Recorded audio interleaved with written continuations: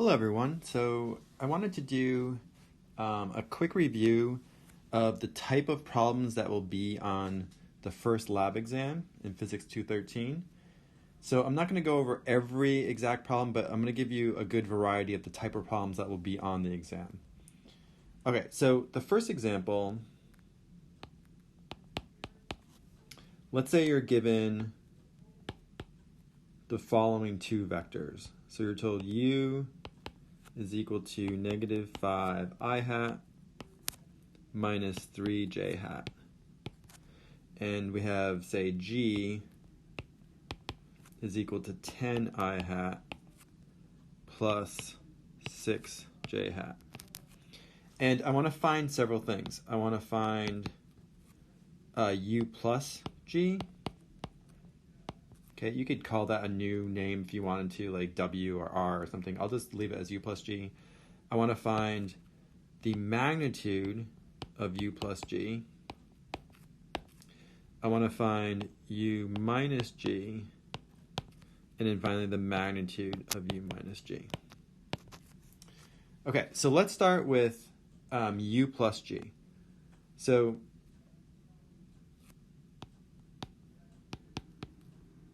remember u, right, is given as negative 5 hat minus 3 hat. And I want to add that to g, which was 10 hat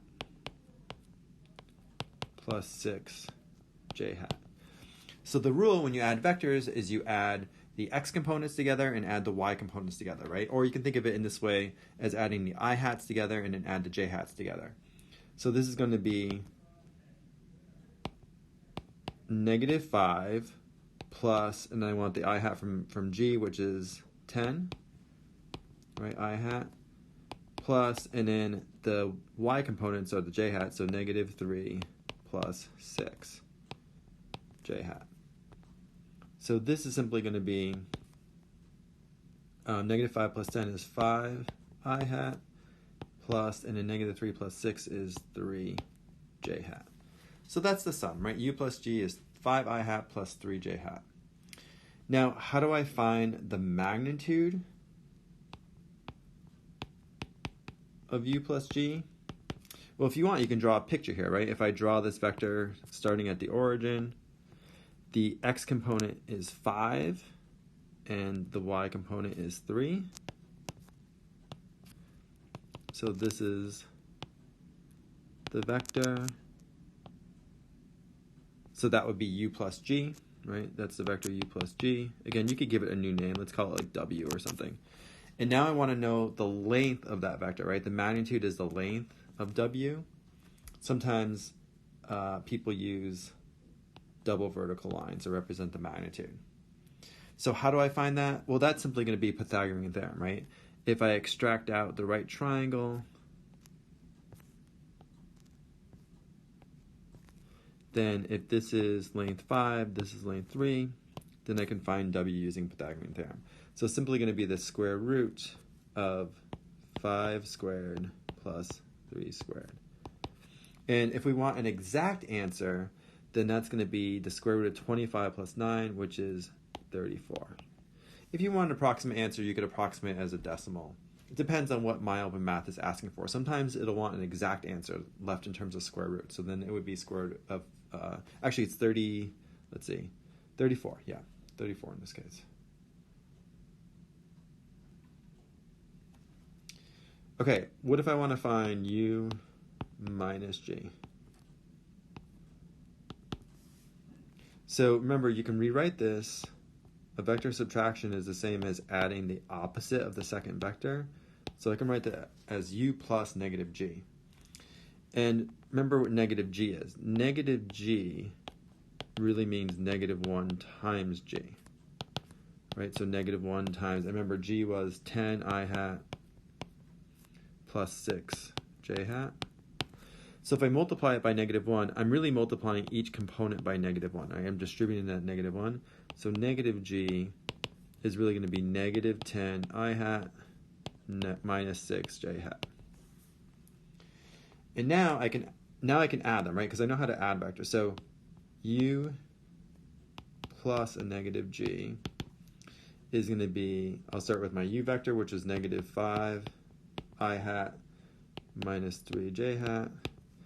And then I want to add negative g, but we just found that's negative 10 I hat minus 6 j hat. I'm running out of room there. And now I add my x components together, right, which are the I hats. And I add the y components together, which are the j hats. So u minus g is going to be negative 15 I hat minus 9 j hat. Okay, and then finally, if I want the magnitude of that, it's really just Pythagorean theorem again, right? So the magnitude of u minus g is going to be the square root of the x component squared plus the y component squared. And if you work this out, this ends up being the square root of 306. And that could be simplified. You can factor 306. Let's see, so this is 2 times 153, right? 153. Then I guess 3 goes in there, right? Goes in 51 times. And then 3 goes in, I think it's 17 times. And then I stop, right? Because 17 is prime. So this is the same as the square root of 2 times 3 times 3 times 17. You can always pull out a pair of things from a radical, right? So 3 times 3 is like 3 squared. It comes out as a 3. The square root of 9 is 3. So I pull out a single. And then I can't do anything with the 2 and the 17, so I just leave that inside, so that's really 34 left inside. So that would be the answer, 3 times square root of 34.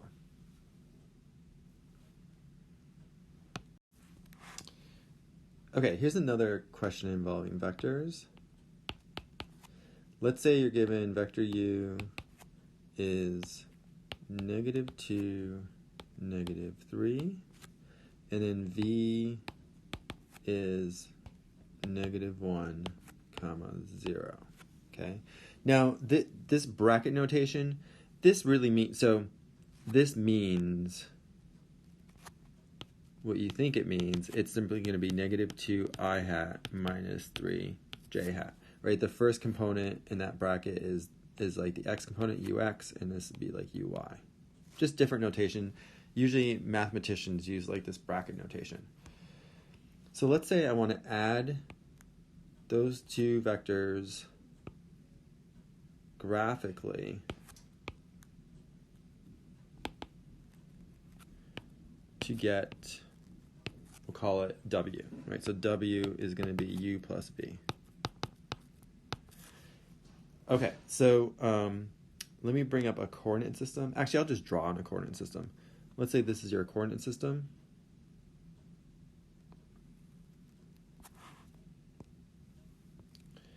So 1, 2, 3, 4, 3, 4, 1, 2, 3, 2, 3. Okay, so let me start by drawing vector u from the origin, right? So remember, u is negative 2 comma negative 3. So if I start at the origin, I need to go 2 to the left, right? The x component is negative 2 and the y is negative 3. So it's going to end up like down here somewhere.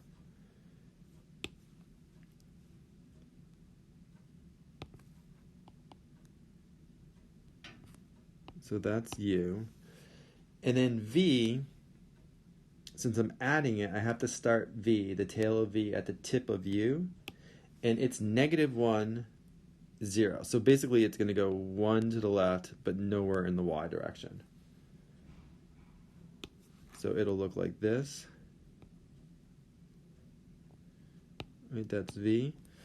And then to get the sum, w, I draw a vector from the tail of the first, so from the origin, to the tip of the second one, the tip of v. So it's going to look like this. Right, this is going to be w. And if you think about it, right, W is going to have the correct coordinates. It's going to be -3, -3, right? If I added these mathematically, I add the x components together, add the y components together, I get -3, -3. And that's exactly what you're seeing in the picture here. Right? It's 3 to the left and then down 3 to get W. Okay, so something like that, just like, and there could be a few questions like that where you're adding vectors graphically. Okay, here's another question where we have to use vectors. Let's say you're given this situation where we have an object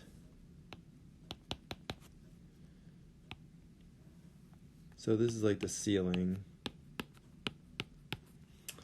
and we have, say, like a box or something.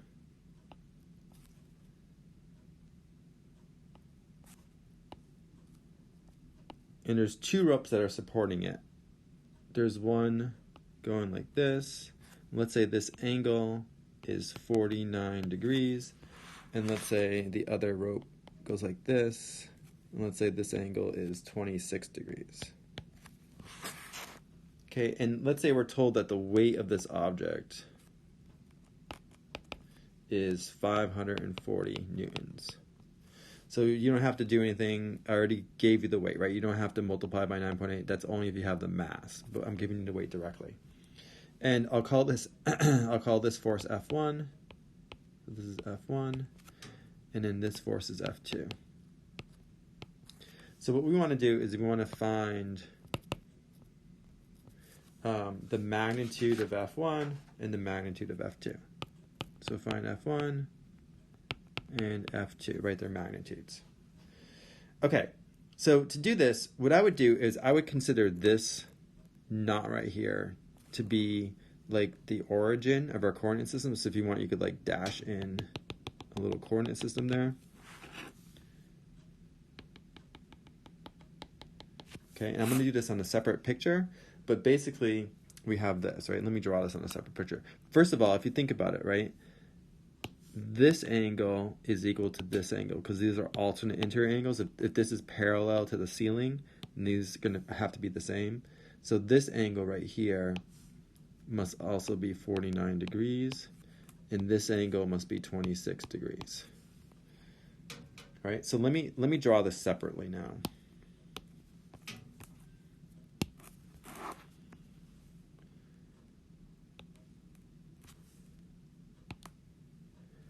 So I have F2 in this direction. This is 49 degrees.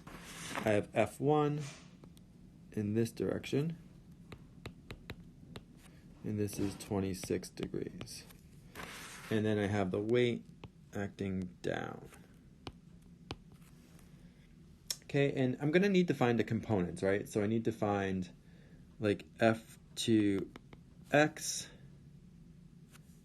would be this component. Need to find F2y.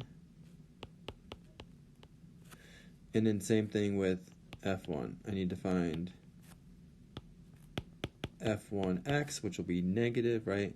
And then up to here would be F1y. Now, this is a situation where the object is not moving, right? So it's a static situation.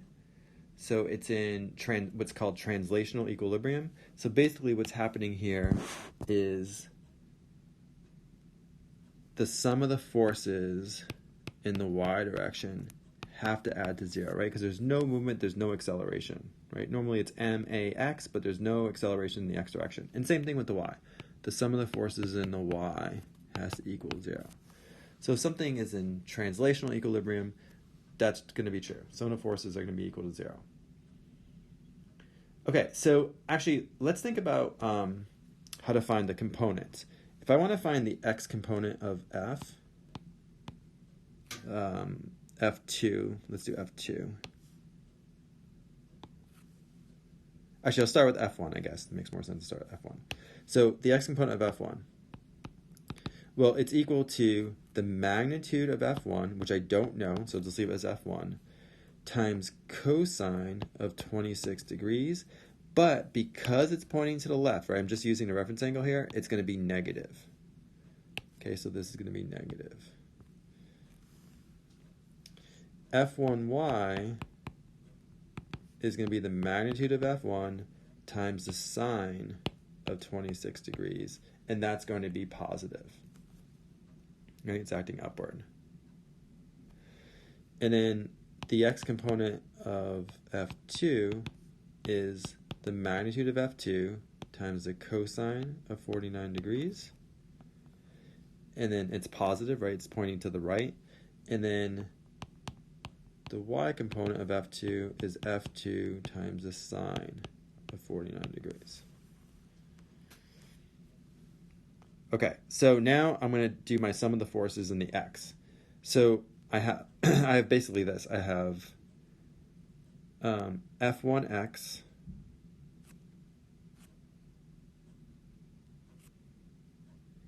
which is negative F1 cosine 26 degrees plus F2x, which is F2 times cosine of 49 degrees equals 0.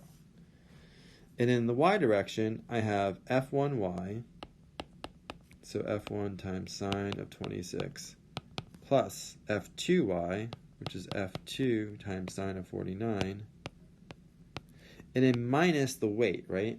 Which we know, remember this was 540 newtons. So minus 540 is equal to 0. So basically I have two equations by two unknowns. They're two linear equations, right? They're linear in terms of F1 and F2. So I can solve these. Now, it's up to you guys how you want to solve this. If you can do like simultaneous equations on a calculator, you could just plug it into your calculator, or you could do it on a computer. Or if you want to, you could use like substitution. Like one way of solving this is I could solve for one of the variables first. Let's say I solve for F2, right? So using that first equation, I'm going to solve for F2. I'm going to bring this term to the right-hand side, right, just by adding it, and then I'm going to divide by cosine of 49. So basically F2 is going to be F1 times cosine of 26 divided by cosine of 49 degrees. Okay, then I'm going to go to the second equation, and where I have an F2, I'm going to plug in this expression that I just found. So then everything will be in terms of F1. So if I do that, I have F1 times sine of 26 plus, and now F2 is F1 times cosine of 26 divided by cosine of 49 times sine of 49 minus 540 is equal to 0. You could simplify this a little bit. If you remember from trigonometry, right, if you have sine divided by cosine, sine of theta divided by cosine of theta, same angle, that's equal to tangent. So you could write this as F1 times sine of 26 degrees plus F1 times cosine of 26 degrees times tangent of 49 degrees. So I'm combining here the sine divided by cosine of 49, right? So that's tan of 49. And then minus 540 equals 0. Then what I could do is bring the 540 to the other side.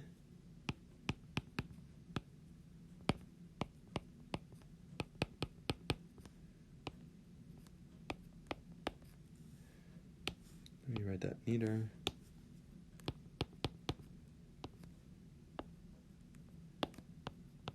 So this is going to equal positive 540. I could factor out an F1, right? It's common to both terms. So I'm left with sine of 26 plus cosine of 26 tan of 49 equals 540. And then finally, I can divide both sides by what's in the parentheses, right? Sine of 26 plus cosine of 26 times tan of 49. So, but whatever I do one side, I have to do the other side.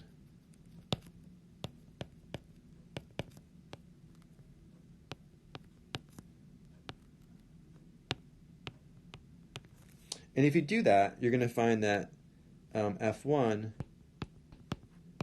is equal to like 366.8 newtons. Okay, so we found F1. And now how do I find F2? Well, since I solved for F2 at the beginning, right, to use substitution, I can just plug back into this one. Right? I can plug back into this equation. Now that I have F1, I can plug in here, and I can find F2. So this is going to be F2 now is going to be F1, 366.8, times cosine of 26 degrees divided by cosine of 49. Make sure your calculator is in degrees, right, not radians, and you should find you get 502.5 newtons. Okay, so a question like that where you're using vectors, so this is more about, finding vector components, that skill set, and then solving for the magnitudes of F1 and F2. All right, what else could be on this exam? Another thing that will definitely be on this is given, let me just do this in black. So given a graph of the net force in the y direction, this is like during a vertical jump, so versus time,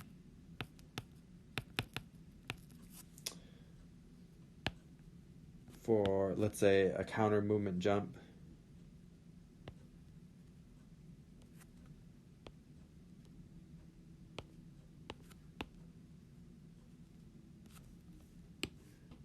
So counter movement jump.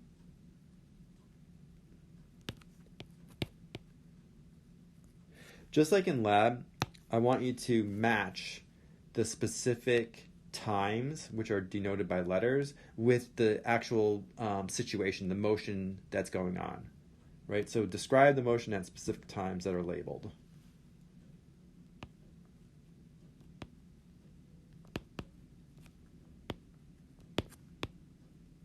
This will probably be like a multiple choice type question. Describe the motion at specific times that are labeled.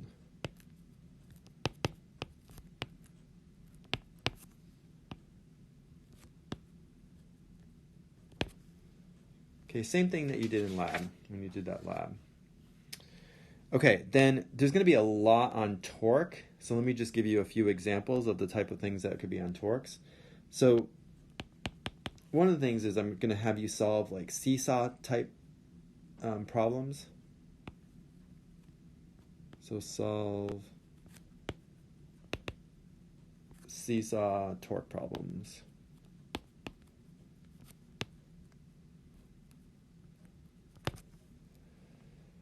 So here's an example. Let's say we have the seesaw. Right, I'll put the fulcrum, the rotation point right in the center. Let's say this is like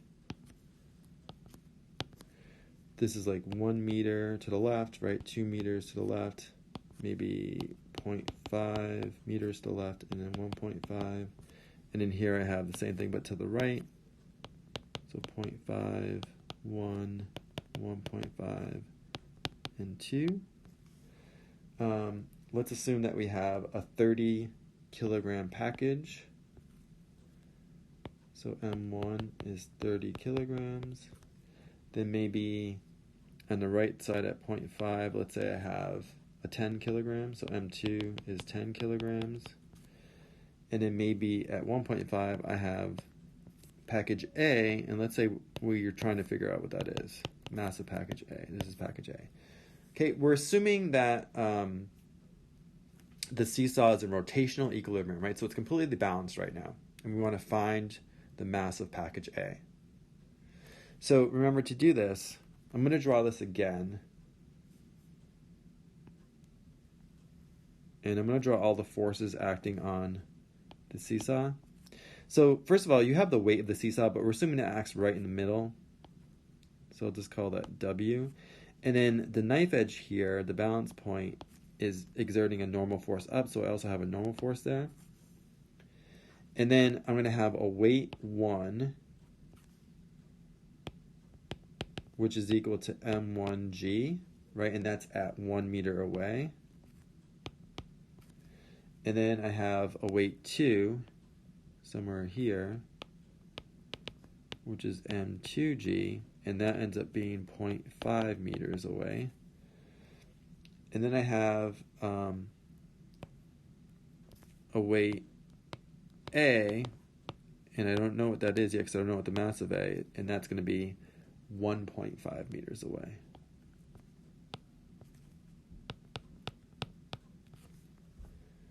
Okay, so if the seesaw is in rotational equilibrium, we know that the sum of the torques about any point we choose, right, as our axis of rotation has to equal 0. And we're going to choose right here in the center, right? We want to do everything about that point. So I basically have 5 torques. I have a torque due to W1 plus a torque due to W2 plus a torque due to WA plus a torque due to the weight of the entire seesaw plus a torque due to normal force that equals 0.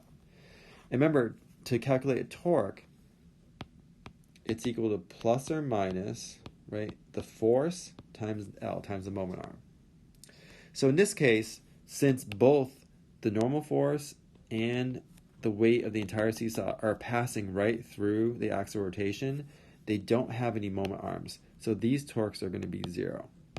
Right off the bat, we know those are 0. All right, let's do the torque due to W1. So the torque due to W1 is going to be the force, which is the weight. So we're told that was 30 kilograms times 9.8, right? That's W1. And then what is the moment arm? Well, the moment arm is the perpendicular distance from the line of action of the force to the axis of rotation, which in this case is just the 1 meter, right? That is the perpendicular distance. So this is just 1. And then we have to figure out the sign. And if W1 was the only force acting, we know that it would rotate the seesaw counterclockwise. So that would be positive, right? So this is positive. Then torque due to W2. Well, it's going to be the weight, which is the mass times 9.8 times the moment arm, 0.5. But that torque, since if W2 were the only force acting to rotate everything clockwise, is going to be negative. Then I have the weight of WA. Well, that's going to be the mass of A, which is what I'm looking for, times 9.8 times the moment arm, which is 1.5. That's also negative, right? And that's got to equal 0. So basically, we have one equation, one unknown, right? We can solve this for the mass of A. So basically, if I bring this term to the right-hand side, then I can divide by 9.8 times 1.5. So if you do that, you're going to get MA is equal to 30 times 9.8 times 1 minus 10 times 9.8 times 0.5, all divided by 9.8 times 1.5. And if you calculate that, it turns out it's like 16.7 kilograms. So that would be the mass that A is if everything were balanced, right? If it's in rotational equilibrium.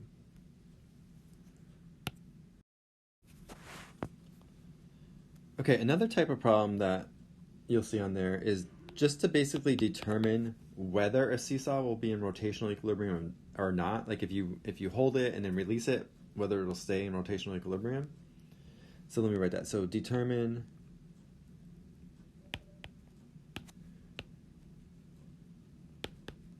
whether a seesaw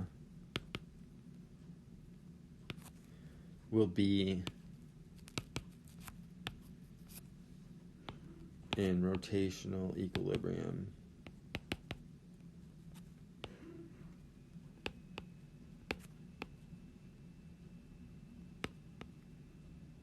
I'll say once released.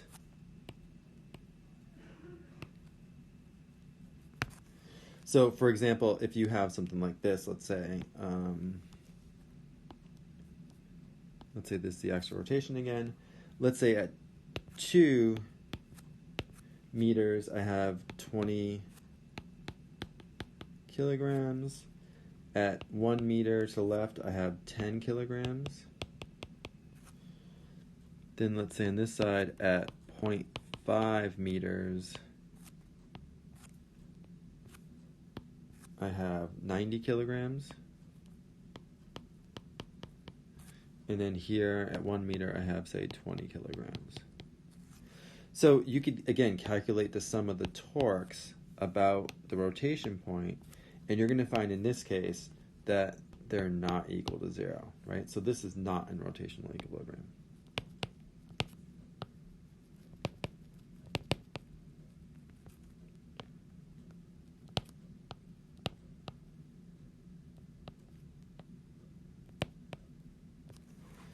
Okay, another problem is one similar to what we did in lab, where you're asked to estimate or calculate the tension in the string when that wooden beam was held up. Let me draw a picture of it.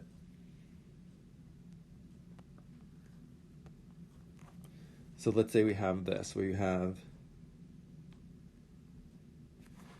here's the wooden beam, right? This is going to be our axis of rotation. And then, let's say the center of mass is right in the center of the beam. So I have the weight of the beam acting down. Let's call it WB. I have, let's say, a hanger hanging from here. So I have the weight of the hanger. So WH.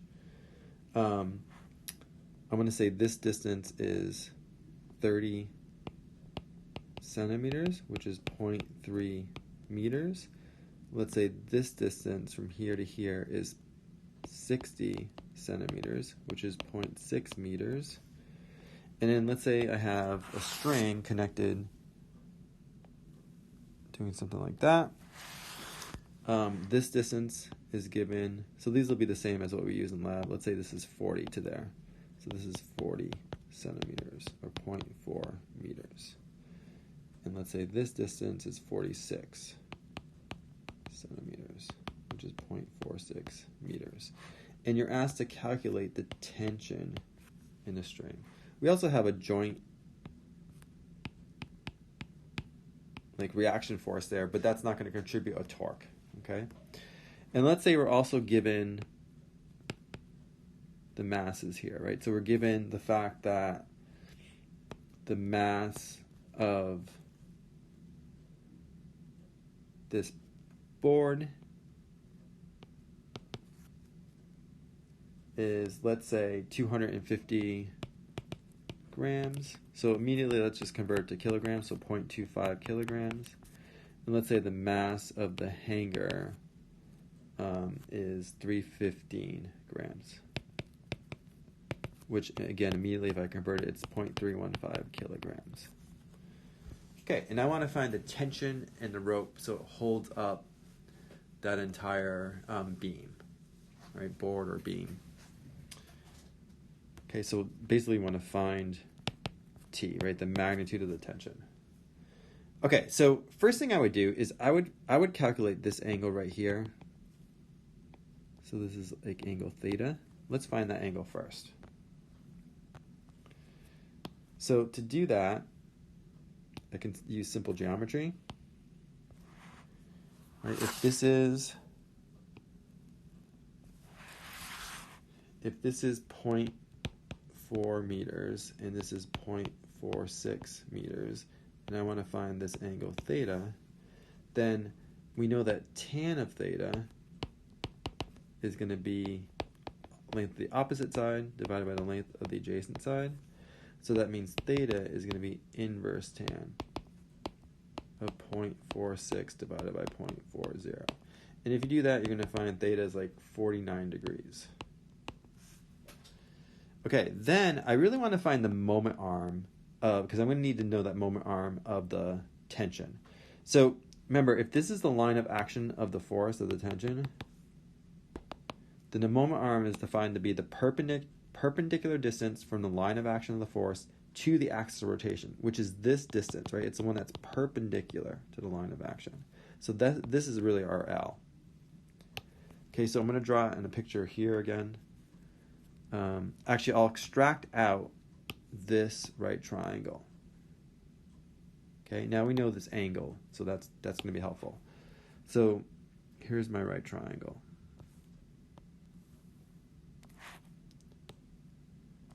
I know this angle, right, is 49 degrees.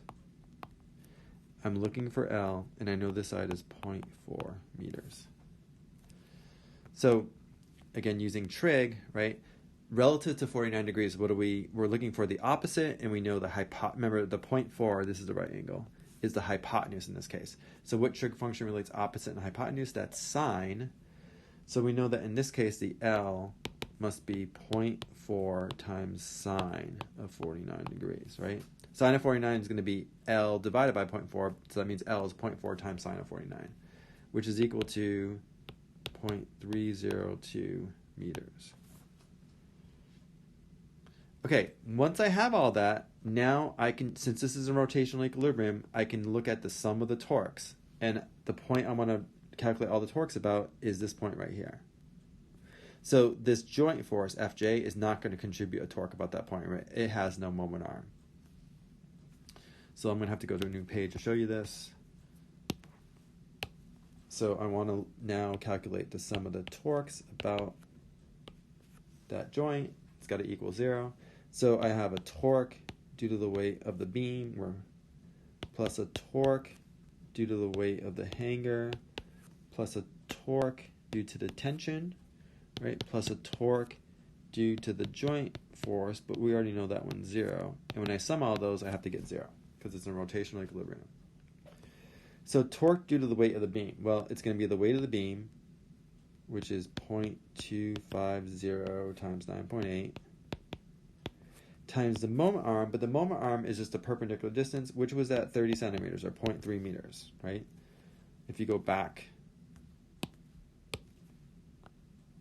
So this is acting, weight of the beam's acting down, so the moment arm is just this horizontal distance, right? 0.3 meters. That's the perpendicular distance from the line of action of the force to the axis of rotation. For the weight of the hanger, it's going to be 0.6.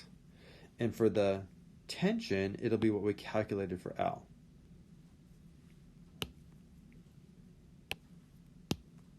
Okay, and then what is the sign of that? Well, if you look at it carefully, it will tend to cause a clockwise rotation, so that's going to be a negative torque.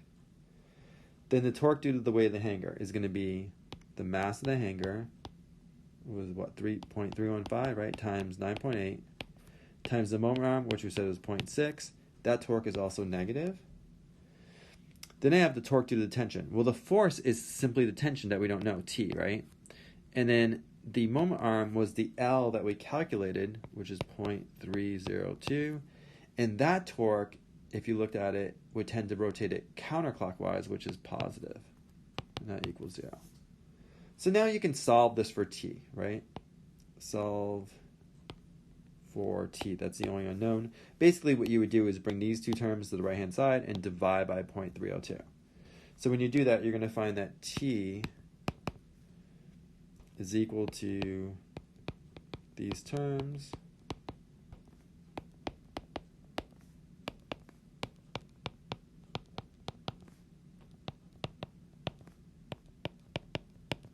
divided by 0.302. And that turns out to be around 8.6 newtons. Okay, so there'll definitely be a problem like that. We did this in lab, and you'll definitely see it on the lab exam. All right, another thing, because we did these examples also in lab. Be able to compute the biceps force, right, given enough information. That was one of the applications of torques. And also the location of the center of mass of the human body, just like we did in lab.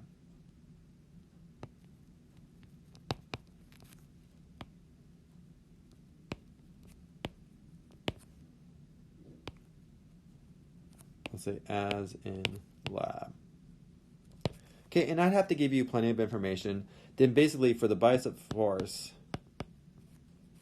I think we call it, actually, let me make sure I use the same notation. I think we call it muscle, right? So FM. It was the weight of the forearm and hand times the moment arm, which I call D instead of L for some reason, of forearm and hand, plus the weight of the object times the moment arm of the object divided by the moment arm of the muscle. And then to find the center of mass, it was Z, right? Which was the force that you read on the scale when you're lying on the board, right? Lying flat on the board, minus the weight of the board divided by 2, all times the length of the board divided by the weight of the person, right? That gave you the height in inches, how far up from the floor their center of mass was. And then if you want to represent that as a percentage of height,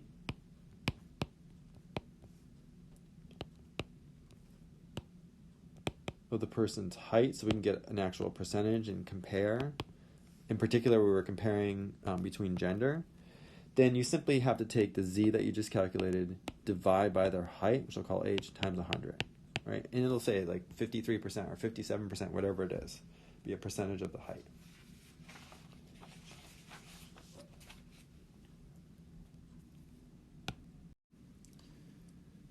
So there will also be a couple of problems involving the parallel axis theorem and moment of inertia.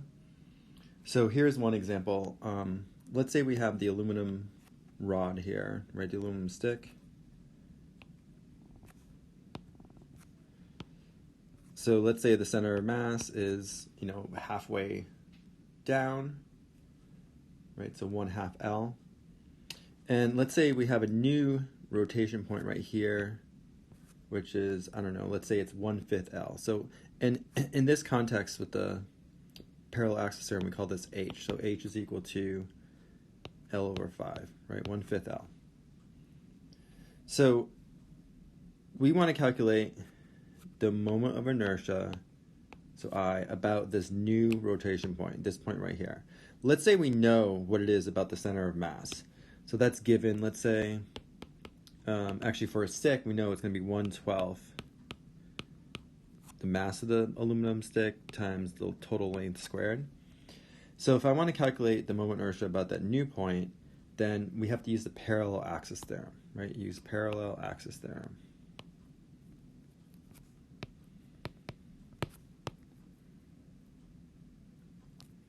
And what the parallel axis theorem says is that the moment inertia about the new point is equal to the moment inertia about the center of mass plus the total mass of the object, in this case of the aluminum stick, times the distance from the center of mass to the new point, to the new axis of rotation, which is basically our H, right? But that's squared. So if I plug in, I have, this is 1/12 ml squared plus m, and then H here is 1/5 of L, so L over 5 squared. So that'll be basically 1/25, right? ml squared. And then if we combine, those are like terms, right? You could factor out the ml squared and combine the fractions, 1/12 plus 1/25. And it turns out the lowest common denominator is just the product of those two, which it happens to be 300. So the final answer is going to be 37 over 300 ml squared, right? So something like that will definitely be on the exam. There could be another problem too where you have to calculate the moment of inertia about a new point using the parallel axis theorem. Okay, another question that you had on one of your exams, I guess it was the first exam in the fall, and a lot of students were goofing this up a little bit, so I gave it to you this again, and we actually reviewed it during the first lab. It's simply calculating the percent experimental accuracy, okay? So let me do one more example of that. So let's say I want to calculate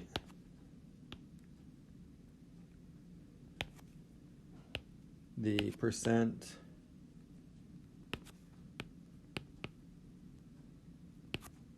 experimental accuracy for the height of some object. And I give you the information in the table. Okay, let's say I give you the height in, say, centimeters. And the second column here is going to be used for the absolute deviations, right? Also in centimeters. So let's say the heights are 6.88, 7.12, 6.84, 7.08, 7.08. So remember, the first step to computing the percent experimental accuracy is to calculate the average, right, of your, in this case, of those 5 values. It turns out, just by luck, it ends up being exactly 7, so 7.00, and you have to round to 2 decimal places because that's the resolution of the instrument. That's super important, right? Round to 2 places. Then you find all the absolute deviations, right? So remember that it's like each data value minus the mean, and then you take the absolute value of that, right? So this would be like 0.12. And in most of these, you can just do in your head, right? Like how far away is 7.12 from 7.00? It's also 0.12. Then 6.84, it's going to be 0.16 away, right? Then the last two are 0.08, 0.08. Okay, so I found all the absolute deviations. Now I average those 5 absolute deviations, and you're going to get 0.112, but then I have to round to 2 decimal places, which is 0.11. And then finally, you take that value, which is your average absolute deviation. So now to calculate percent experimental accuracy for the height of this object, I take my average absolute deviation, I divide by my average height times 100. And in this case, I'm getting like 1.57%. So that would be my percent experimental accuracy. Remember, the lower the better, right? Lower means less variability. Okay, and then there will be some problems on circular motion and rotation. So let me do an example. Let's say we have an object, a ball. Let's say it has a mass of 128 grams. We're probably going to want to do everything in SI units, so I'll immediately convert that to kilograms, 0.128 kilograms. Let's say it's being spun around, right? Like you're looking from above, it's being spun around in a circle. Let's say the angular speed is 2 radians per second. Let's say the radius here, so the distance from the axis of rotation to the ball itself, is a 0.36 meters. And we want to calculate the centripetal force. So that would be the force inward, right? That basically it's a tension in the string that's pulling inward on the ball to keep it moving in a circle. This is going to move right in a circular path like this. Okay, so how do we do that? Well, we know that the centripetal force is equal to mass times the centripetal acceleration. So in this case, since we're given omega and r, let's use that form for the centripetal acceleration. So it's mr omega squared. And then we can simply plug in, right? So for this example, it'll be 0.128 kilograms times 0.36 meters times 2 squared. And if you work that out, you're going to get 0.18 newtons. Okay, another question might be, what is the tangential speed of the ball? What does that mean? It means, what is like the linear speed right here? What is that v, the tangential speed? So to calculate that, so let's say we want to find v, right, that tangential speed. Well, remember, there's a relationship between v and omega. It's simply v equals omega times r. Right? If you know the radius and you know the angular speed, the linear speed, the tangential speed, is simply omega times r. So in this case, it would be 2 times 0.36, which is, I guess, 0.72, right, meters per second. That would be the tangential speed. Okay, and then I will probably give you a problem too on that involves the critical speed, right, with the roller coaster or a loop. one or the other. Let me just do an example with a loop here. Let's say we have, the loop track, and you have a ball or that steel bearing, and it's rotating, right? And we're just focusing on what's happened right at the very peak. Let's say the ball is just ready to lose contact. So ball is just ready to lose contact. So we have it set up the height so that it's just ready to fall off at the peak.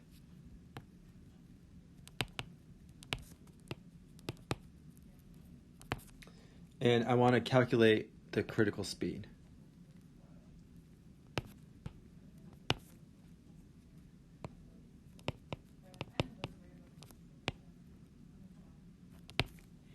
Okay, so a couple of things we need to know. We need to know the radius of the trace.